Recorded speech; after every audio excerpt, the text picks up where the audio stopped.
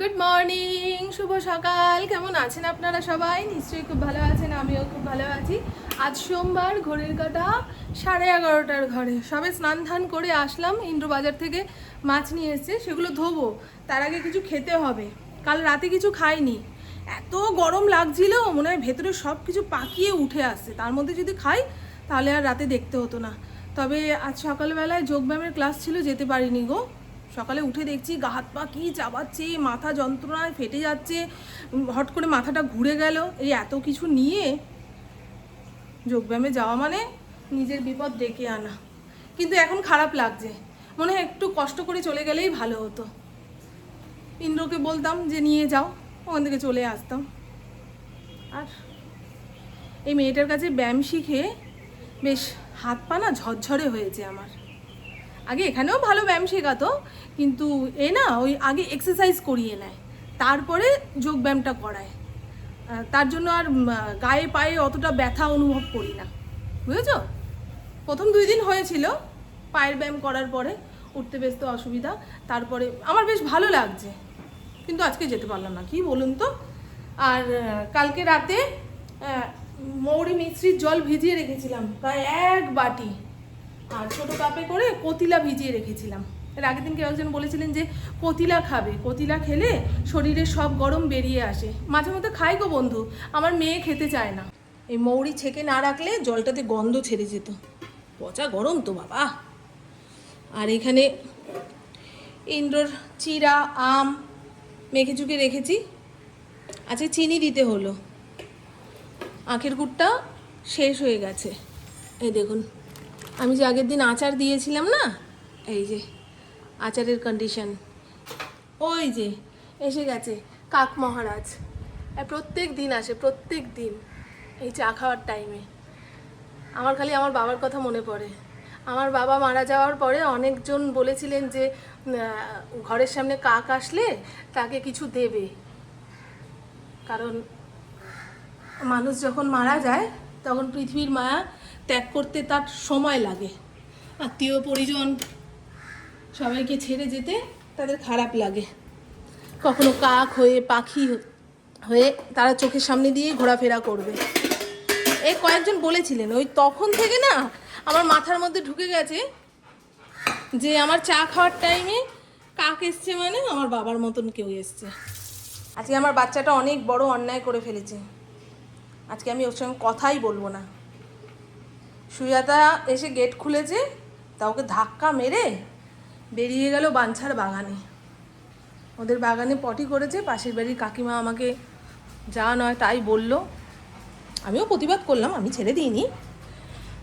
তা যাই হোক, ফড়িংয়ের জন্য প্রতিবেশীর সঙ্গে সকাল সকাল একচোট হয়ে গেল। সকালবেলায় ভালো একটা কাজ করেছি জানেন। কালকে ইন্দ্র একটা মাটির টব এনে দিয়েছিল তুলসী গাছ বোনার জন্য।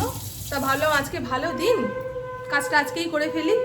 সকাল সকাল ওইখানে বসে বাড়ির কিছু মাটি ছিল, বাঞ্ছার বাগান থেকে একটুখানি মাটি নিয়ে গাছটাকে বুনলাম, তুলসী গাছটাকে। আমাদের ওইখানে তো তুলসী গাছে ভরে গেছে, বুঝেছো? আর তার মাঝখানেই ফড়িং ওই কাণ্ড করে বসে রইল, বলো তো। আমার পোষ্য, আমি যতটা তাকে ভালোবাসবো, ধুয়ে মুতে সব কিছু দিয়ে আমাকে ভালোবাসতে হবে, কিন্তু বাইরের লোক তো আর সেই ভালোবাসাটা দিতে পারবে না। না, ওদের কাছে পটি মানে পটি, হিসু মানে হিসু। ওই জন্য একটু কাকিমা রেগে দিয়ে দু একটা কথা বললো। আমি আবার বোঝালাম যে কাকিমা, আমি বলছি ওখানে পটি করাচ্ছ কেন? আমি পটি করাচ্ছি না। ও বেরিয়ে গিয়ে ওই পা তোলে, পটি করে না, পা তোলে। বেশ অনেকটা পাউডার দুধ গুলে অল্প একটু চা বানালাম, বুঝেছেন? স্পেশাল চা যাকে বলে। একার জন্য যে কোনো জিনিস বানিয়ে খেতে হলে নয় ইচ্ছা করবে না, নয় এমন ইচ্ছা করবে সেটা অমৃত বানিয়ে ফেলবো, বুঝেছো? একটু ফুটুক। এখন টানা অনেকগুলো কাজ একসঙ্গে করতে পারছি না, গরমে ঝলসে যাচ্ছি কাজ।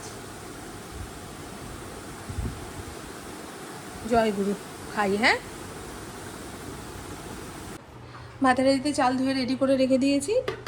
আর ওদিকে আমার ভাগ্নি এসছে, ইন্দ্রর সঙ্গে কথা বলছে। ওখানে একটুখানি বসে ওদের সঙ্গে কথা বললাম। মাছ ধুতে দেরি হয়ে গেল গো, ঘড়ির কাঁটা 12:30 ঘর পেরিয়ে গেছে। বাইরের কল থেকে ধুয়ে নিয়ে আসি ঝটপট। ওরা বসে আছে, আমি বললাম তোরা বসে গল্প কর, আমি এখন মাছটা না ধুলে মাছ পচে যাবে, বুঝেছ? সংসারী মানুষ, সংসার ফেলে বেশিক্ষণ কাউকে সময় দেওয়া যাবে না, তাই না? আজকে কয় রকম মাছ এনেছে দেখি। এই দেখুন, বাড়িতে কেউ আসলে ফড়িংকে ঘন্টার পর ঘন্টা ঘরে আটকে রেখে দিতে হয়, নাহলে ঘ্যাও ঘ্যাও ঘ্যাও ঘ্যাও সে তো করবেই। তার উপরে অচেনা মানুষ দেখলে তাকে কতক্ষণে খাবে, কামড়াবে। এই পুপু দেখ তো, ফোন এসছে আমার।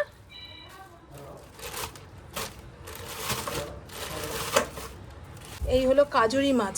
আবার এই মাছটা দিয়ে তো গন্ধ ছেড়ে গেছে গো, ও সকালে এনেছি, আরও আগে ধুয়ে ফেলা উচিত ছিল। এই হলো আর মাছ, ঠিক আছে? সব মাছ একসঙ্গে এক জায়গায় করে নিয়ে ভালো করে ধুই। এর মধ্যে মনে হয় চিংড়ি মাছ রয়েছে, জানো?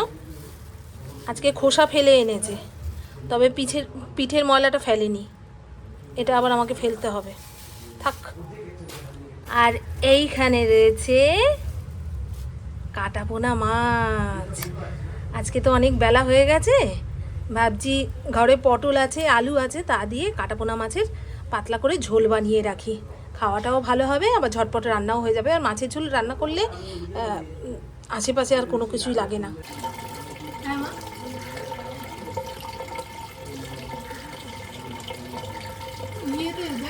মিষ্টির মধ্যে জল ছাকা রয়েছে, খেয়ে নিবি যা।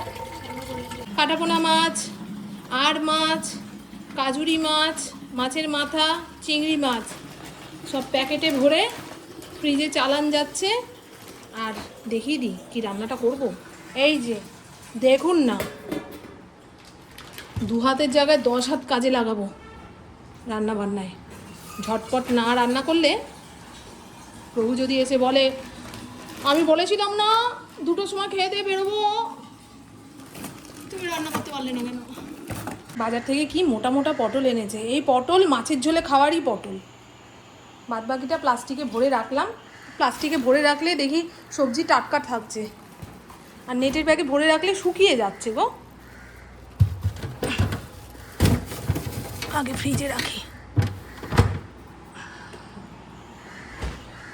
এখানে মাছ ভাজার জন্য কড়াইতে তেল বসিয়েছি, মাছটা ভাজতে দিয়ে সবজিটা ঝটপট কেটে ফেলি।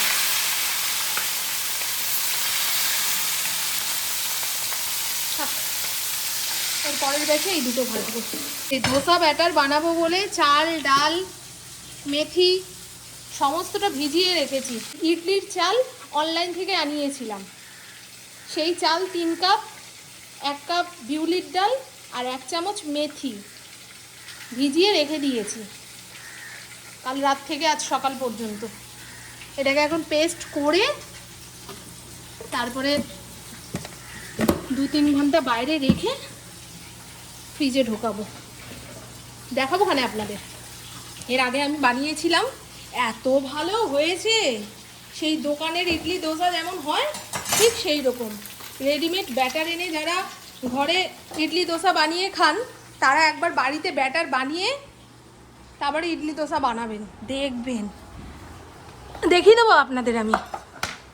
আমি প্রথমবার করে এত মজা পেয়ে গেছি, সবকটা দোসা যা ভালো উঠেছিল, ইডলিও একদম সফট সুন্দর হয়েছিল। আপনাদের না দেখালে হবে বলুন তো? পটলটা আপাতত আনতে পেরেছি, আগে পটলটা কাটি।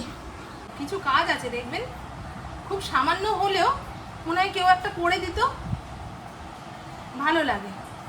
যেমন সকালের চাটা কেউ করে মুখের সামনে দিলে মনে হয় না, পৃথিবীতে এই একটা মানুষ যে আমাকে ভালোবাসে, আমাকে সকালের চাটা বানিয়ে খাওয়াচ্ছে। হয় কি না আপনাদের? রাতে শুতে যাব, বিছানাটা কেউ যদি করে রাখে, রান্নাঘরের কাজকর্ম সেরে গিয়ে দেখবো আমার জন্য কেউ বিছানাটা করে রেখেছে, এই তো এই আমাকে পৃথিবীতে সবচেয়ে বেশি ভালোবাসে। হয় আপনাদের? জলের বোতলটা কেউ খুঁজে খাজে এক জায়গায় এনে ভরে দিল। ও মা গো, জামা কাপড় মাঝে মধ্যে কেউ গুছিয়ে দিল। আপনারাও বলবেন সংসারের কোন সামান্য কাজটা আপনাদের করতে ইচ্ছা করে না, কেউ করে দিলে মনে হয় ও খুব পুণ্যের ফল। বলবেন হ্যাঁ বন্ধু? আমি তো বলেই দিলাম আমার যে 3টে কাজ কেউ করে দিলে ভালো লাগে। জল ভরা, রাতের বিছানা করে দেওয়া, আর সকালের চাটা বানিয়ে খাওয়ায় যদি কেউ। আমাদের ইন্দ্র রাতের বিছানাটা করে দেয়। আমি এদিকে রান্নাঘরের কাজকর্মগুলো সারতে থাকি, ততক্ষণে বিছানা পাট ঝেড়ে বালিশ জায়গা মতো দিয়ে মাঝে মধ্যে এসিটাও চালিয়ে রেখে ঘর ঠান্ডা করে দেয়। আর কি চাইবো বলুন তো? যে যতটুকু দেয় তার থেকে যতটুকু পাই সেটাই অনেক। এই যে ইন্দ্র তার কথা মতো 2টো 2:30-এর মধ্যে খেতে চলে এসেছে। আমার তো রান্না মধ্য গগনে, সবে ভাতটা নেবেছি, মাছ ভেজেছি, আর মাছের ঝোলে যে পটল দেবো পটলটা ভাজতে বসিয়েছি। বললাম যা হয়েছে তাই দিয়ে সুন্দর করে আমি বেড়ে বুড়ে দিই, খেয়ে যাও। বলে না, কোন বৌদির হোটেল আছে সেখানে গিয়ে খাবে না গো, বৌদির হাতের রান্না ভালো। হোটেল বৌদির হাতের রান্না ভালো তো মামনের থেকে, ওই জন্য আমি যেটুকু দিচ্ছি সেটুকু খেয়ে বেরোবে না। যাকে পুরুষ মানুষ 50-এর পরে বাড়াবাড়ি করে বেশি, বুঝেছেন? তখন ওদের নজরে নজরে রাখতে হয়। তাহলে কত হয়েছে তোমার? আমি কিন্তু তোমাকে বলেছি ভাত খাওয়ার কথা, তোমার দেরি হয়ে যাচ্ছে বলে তুমি খেতে পারলে না। হ্যাঁ হ্যাঁ যাও যাও, হ্যাঁ কিছু খেয়ে নিও কিন্তু। হ্যাঁ, আমার রান্না বান্না কমপ্লিট। রান্না শেষে বাসনপত্র গামলায় গুছিয়ে বাইরের কলপারে রাখলাম। অন্যান্য দিন ইন্দ্র বের করে দেয় বাসনের গামলা, তবে আজকে 5টা 5:30টার সময় আসবে। আর সুজাতা বাসন মাজতে আসে 4:45 4:30-এর সময়। এবারে দেখিয়ে দিই হ্যাঁ রান্নার কালার কেমন আনলাম। বিধ্বস্ত হয়ে গেছি। বুবুকে বললাম ঘরের এসিটা চালিয়ে ঘরটা ঠান্ডা করে রাখ, আমি আর পারছি না। ভেতরটা না কেমন ধড়াস ধড়াস, মনে হয় বুকের ভেতরে কেউ হাতুড়ি পেটা করছে, তার উপরে মাথা যন্ত্রণা করছে, দরদর করে ঘাম দিচ্ছে। আর কতগুলো সমস্যার কথা বলবো বলুন তো? এই গরমে মানুষ মরে যায় অবস্থা। তাও বৃষ্টি নেই গো। আজকে গঙ্গা পুজো, দশহারার দিন তো বৃষ্টি হওয়ার কথা গো। ডোসা ইডলির ব্যাটারটা এই যে বানিয়ে কৌটোর মধ্যে ভরে 4-5 ঘন্টা বাইরে রাখি। একটু ফেনা কেটে যাবে, কিংবা ওই ফার্মান্টেড যেটাকে বলে সেটা হয়ে যাওয়ার পরে ফ্রিজে রাখবো। যখন ইডলি ডোসা বানানোর হবে তখন এখান থেকে একটু একটু করে নিয়ে বানাবো। লবণ মেশাবো না, লবণ মেশালে কিন্তু এই ব্যাটারটা নষ্ট হয়ে যাবে। আর লবণ ছাড়া যদি ব্যাটারটা ফ্রিজের মধ্যে রাখি 10 দিন ভালো থাকবে, বুঝেছেন? যা গরম, 4 ঘন্টা আর বাইরে রাখতে হবে না ফেনা কাটানোর জন্য, 2 ঘন্টাই এনাফ, নাহলে টক হয়ে যাবে। আর এই হলো পটল আলু দিয়ে কাটাপোনা মাছের ঝোল। এটা কিন্তু টেলটেল ঝোল, ওপরে তেল দেখে ভাববেন না অনেক তেল দিয়ে রান্না করেছি, তেলটা ওপরে ভেসে উঠেছে। মশলা সুন্দরভাবে কষানো হলে এই তরকারি ঝোলের ওপরে তেল ওঠে। আর যদি মশলা ভালো করে কষানো না হয় তেল ব্যাপারটা দেখা যায় না, বুঝেছ? সুন্দর হয়েছে না কালারটা? নামানোর আগে ভাজা মশলা আর ধনেপাতা এনেছিল, ধনেপাতা কুচিয়ে দিয়ে নামিয়ে রেখেছি। ওহো হো হো, জম্পেস খাওয়াবে গো এরকম মাছের ঝোলের সঙ্গে 1 টুকরো গন্ধরাজ লেবু, আর কি চাই গো। আর এই হলো উচ্ছে পেঁয়াজ ভাজা, সঙ্গে একটু মাছের ডিমও দিয়েছি। মাছের ডিম দিয়ে এই উচ্ছে ভাজা খেতে খুব ভালো লাগে। অনেকে ইলিশ মাছের ডিম দিয়ে উচ্ছে ভাজে, করলা ভাজে, আমি ওই কাটাপোনা মাছের ডিম দিয়েই করে রাখলাম। শাক বের করেছিলাম জানেন, কেটে ভাজবো বলে, ইন্দ্র যখন বেরিয়েই গেল খেতে পারলো না, আর একার জন্য কি শাক ভাজবো। আমার পুপু এই উচ্ছে শাক ভাজা খুব একটা তৃপ্তি সহকারে খায় না, বকে ধুয়ে খাওয়াতে হয়, নাহলে আমাকে মেখে ঝুঁকে খাইয়ে দিতে হয়। চলুন এবারে কৈলাসে যাই। এই যে ওরে বাবা রে, এই যে 24 ডিগ্রি। পুপু সেই সন্ধে থেকে অ্যালেক্সাকে জব্দ করছে, কখনো ভগবতে বাসুদেবাও চালাও, কখনো নারায়ণ কবচ চালাও, কখনো বিষ্ণু মন্ত্র চালাও, ও কিছুই বুঝতে পারছে না, আজকে কথাই শুনছে না। আজকে নাকি ওর কেরিয়ার খেয়েই ছাড়বে। সে যাই হোক, আমি নিচের ঘরে এই ধূপ ধুনো দিলাম, ধূপ পুরো ছাই হয়ে গেছে, ওদিকে ঠাকুরের গান আর চললো না। আজকে অনেক বেলা করে খেয়েছি না, ভাবলাম গ্যাস অম্বল হবে, কিন্তু না, আজকে চা খাওয়ার মতো পেটে জায়গা রয়েছে। আমি এই গ্যাস অম্বলের জন্য এই আমাদের এখানে বেশ বড় নামের ডাক্তার ত্রয়ম্বক সামন্তকে দেখিয়েছিলাম। তা উনি বললেন আপনার শরীরে এমন কোনো ব্যামো নেই, শুধু দুশ্চিন্তা কমাতে হবে। তা ইন্দ্র আমার সঙ্গে গেছিল, ইন্দ্র বলছে ও কোনো দুশ্চিন্তা করে না তো, রাজাহারে দেখেছি ওর আবার কিসের দুশ্চিন্তা। আমি বলছি না ডাক্তারবাবু, আমি করি ওই সামান্য সামান্য ব্যাপারে। আমার কাজের মেয়েটা আসতে দেরি করলে আমি দুশ্চিন্তা করি, আমার মেয়েটা 7টায় বাড়ি ফেরার কথা থাকলে যদি 7:30 বাজিয়ে দেয় সেই নিয়ে দুশ্চিন্তা করি, আমার মেয়ে খেলতে গেলে যতক্ষণ না ওর স্কোর ওখান থেকে ফোন করে বলছে সেটা নিয়ে দুশ্চিন্তা করি, আমার বর না খেয়ে বেরিয়ে গেলে রাস্তাঘাটে আদৌ খাওয়ার পাবে কি না সেই নিয়ে দুশ্চিন্তা করি। বলছে এই দুশ্চিন্তাটাই কমাবেন, তাহলে গ্যাস অম্বল সব সেরে যাবে। আর তার উপরে আমার থাইরয়েড আছে, তো থাইরয়েড মানেই হচ্ছে হজম ক্ষমতা অনেক কমে যাওয়া, এটাই হচ্ছে এই থাইরয়েড রোগের মহা খারাপ জিনিস। সে যাই হোক, আজকে তো দেখলেন ইন্দ্রকে বললাম মাছ ভাজা আর মাছের ঝোলের জন্য যে পটলটা ভেজেছি ওই দিয়ে ঘি দিয়ে ভাত মেখে খেয়ে চলে যাও। রাস্তাঘাটে বেরিয়ে কখন খাবার পাবে না পাবে, কোথায় গাড়ি দাঁড় করাবে না করাবে, হ্যাঁ না খাবো না, না খাবো না, অনেকজন একসাথে গেছে তো ভেবেছে রাস্তাঘাটে খাওয়ার নিশ্চয়ই পাওয়া যাবে, আমি খুঁজে না পাই ও খুঁজে দেবে, ও খুঁজে না পাক ও খুঁজে দেবে, ঠিক একটা না একটা হোটেল আমরা খুঁজে বের করবো। আমার কথা শোনেনি। আজকে দুপুরে কি খেয়েছে জানেন? রুটি আর দইয়ের ঘোল। বলে যেই হোটেলে আমরা খাই, বাঁশবেড়িয়ার কাজে গেছিল, যেই হোটেলে আমরা খাই সেই হোটেলেও আজকে ভাত শেষ হয়ে গেছে। দেখো, ছোটবেলা মায়ের কথা না শুনলে বাচ্চাদের বিপদে পড়তে হয়, আর বুড়াকালে বইয়ের কথা না শুনলে এই যে ঘরের লোককে বিপদে পড়তে হয়। ঠিক না বলুন বন্ধু? আপনারা বলবেন। চলো না চাটা বানিয়ে নিই, একটা কেমন মেছো মেছো গন্ধ বেরোচ্ছে। কোথায় বসবি মা? বাইরেই? আমার মেয়ের পরীক্ষার আগে 9 দিন ছুটি পেয়েছে, সেই জন্য আজ নয় কাল, কাল নয় পরশু, তরশু থেকে পড়া শুরু হবে, এই করে সময় নষ্ট করছে। লাইটগুলো অফ করি। ভগবান বলেছে 10 মিনিটের বেশি আমার জন্য লাইট জ্বালিয়ে রাখবি না। আমি 10 মিনিটের বেশি তোর বাড়ির সামনে দাঁড়াবো না, ঘরে বসবো না। বেশিক্ষণ জ্বালিয়ে রাখলে কারেন্টের বিল আসলে তোর বরকেই দিতে হবে, ওই জন্য বন্ধ করে দিলাম বন্ধু, সব বন্ধ করে দিয়েছি সব। সন্ধেবেলায় 10-15 মিনিট জ্বালাই কোনাকাঞ্চির সব লাইট।